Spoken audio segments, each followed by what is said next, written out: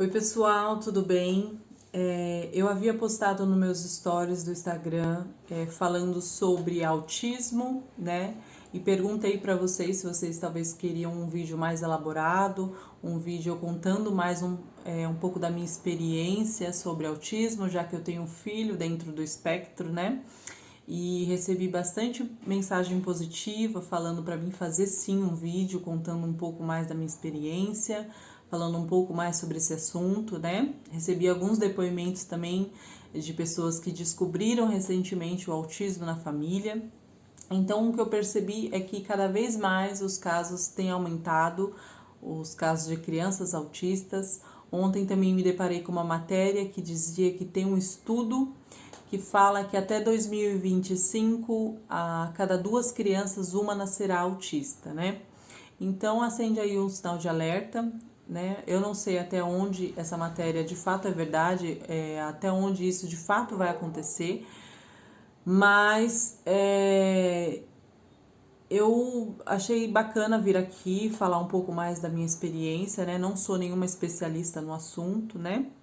Mas pode ser que alguma informação que eu tenha, né, devido ter um filho nessa condição, já diagnosticado há algum tempo, pode ser que alguma informação que eu traga pode ser que ajude alguém de alguma forma, né? Então hoje meu filho tem 6 anos, ele já é diagnosticado há um pouco mais de 3 anos, né?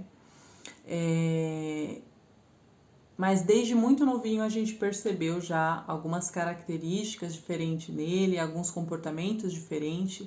Ele já tinha um movimento repetitivo com a mãozinha, desde bebezinho, ele segurava a chupeta, balançava e fazia um som com a boca e ficava ali por um tempo fazendo aquilo. A gente tentava fazer com que ele parasse, desviasse o foco para outro lugar, mas isso deixava ele muito nervoso e estressado. Então, a gente já observava ali esses comportamentos. Depois teve a questão também do contato visual.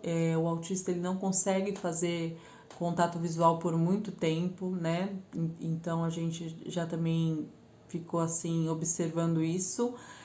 Tem a questão também da gente ficar sempre chamar a atenção dele, chamar ele pelo nome, enfim, querer a atenção dele e não conseguir que ele olhe, que ele atenda quando é chamado. Então eles têm essa dificuldade também. Então chamava bastante a atenção da gente, mas a gente achava assim que ele era muito novo, então ele ainda ia se desenvolver. A gente achava dessa forma, né? Que ele ainda ia se desenvolver, que era só uma fase, né? A gente chegou a pesquisar no Google, né, e veio sim a palavra autismo quando a gente colocou lá as características, né, os comportamentos que ele estava tendo, mas foi passando os dias. Eu lembro que a gente chegou a passar com um neurologista, mas não era um neuropediatra, então ele não tinha muita especialidade. Então ele só passou um exame de encefalograma, que coloca os eletrodos para ver e tal, alguma coisa, mas não detectou nada, porque autismo não tem nenhum exame que comprove o autismo, ele é simplesmente comportamental. Então,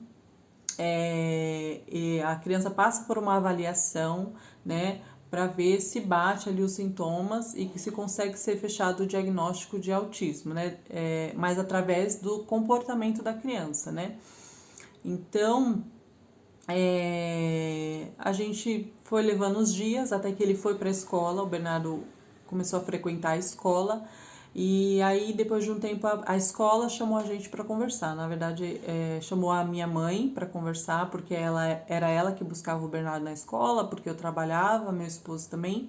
Então a escola chegou para minha mãe e falou: ó, procurem ajuda, talvez procurem uma psicóloga para conversar um pouco com vocês, porque a gente percebeu que o Bernardo tem alguns comportamentos, né, diferentes. Ele não quer interagir com as outras crianças, tem dificuldade de interagir com as outras crianças, quer ficar mais isolado no mundinho dele, né? Então, de repente, procurem alguma orientação, um especialista para conversar com vocês, para ver o que pode ser, né? E assim eu fiz. Eu lembro que na época eu saí do emprego, eu não saí do trabalho, e consegui acompanhar ele melhor, né?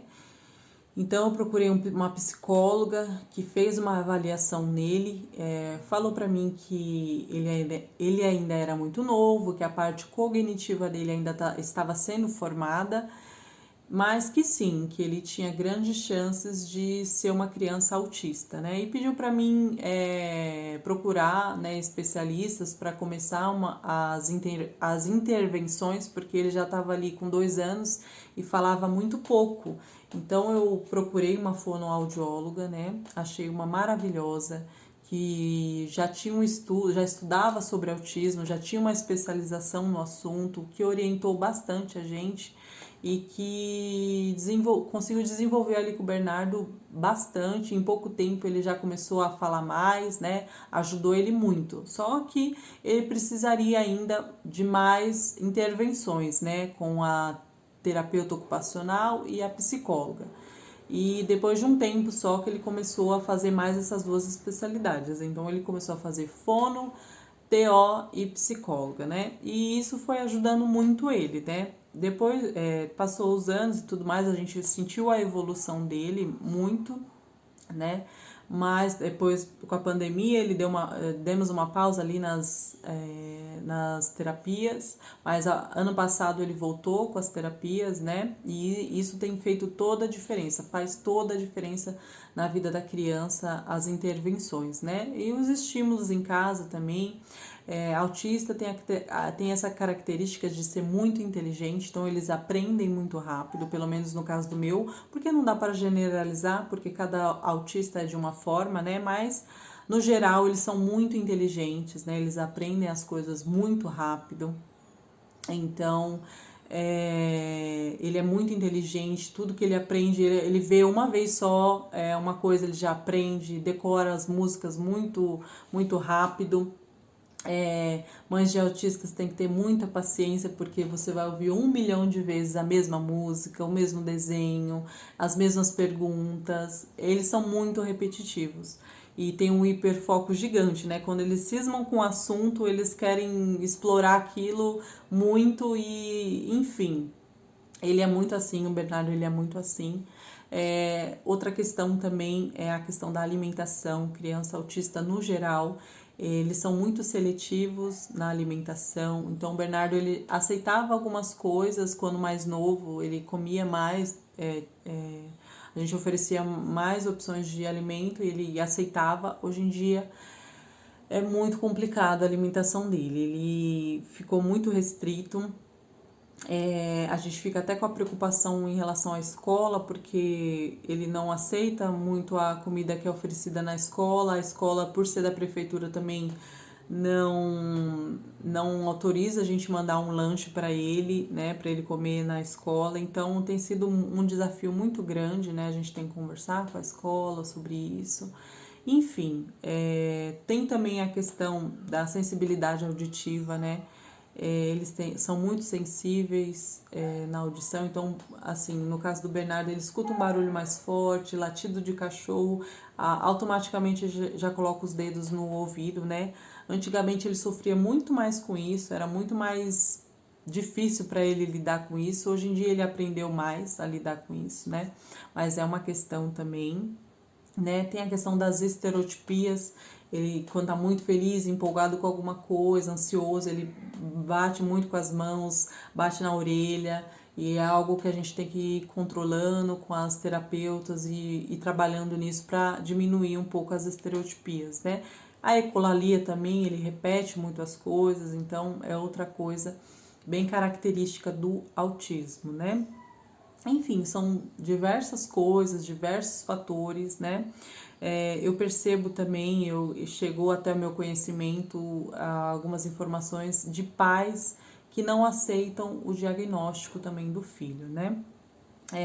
Não aceitam, não querem aceitar que o filho tem essa condição, então relutam contra, fecham os olhos para isso, e isso acaba prejudicando a criança, prejudicando a qualidade de vida que ela pode ter, porque quanto mais precocemente é fechado um diagnóstico, mais possibilidades a criança tem de desenvolver, de ter uma qualidade de vida melhor, de ser uma criança normal dentro das suas limitações, né?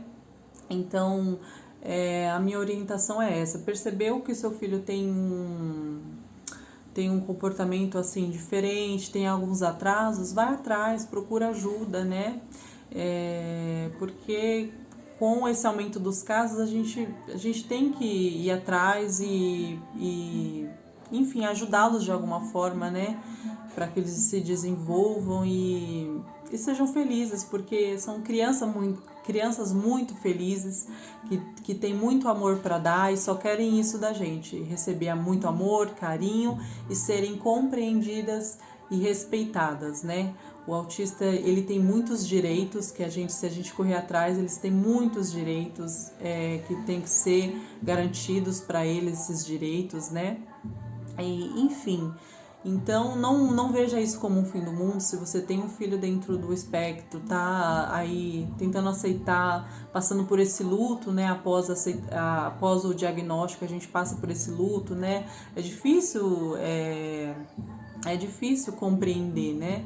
Mas fica firme, pede sabedoria para Deus, pede forças, calma, né? Que tudo se encaixa, tudo se coloca no lugar e, enfim, são crianças, são anjos, né? Como mesmo algumas pessoas se referem ao autismo como anjos porque é mais comum em meninos o autismo, né? Então é tratado como anjos azuis. Então realmente eles são anjos que vêm para trazer amor, para nos ensinar muito mais do que a gente ensina a eles, eles nos ensinam, né?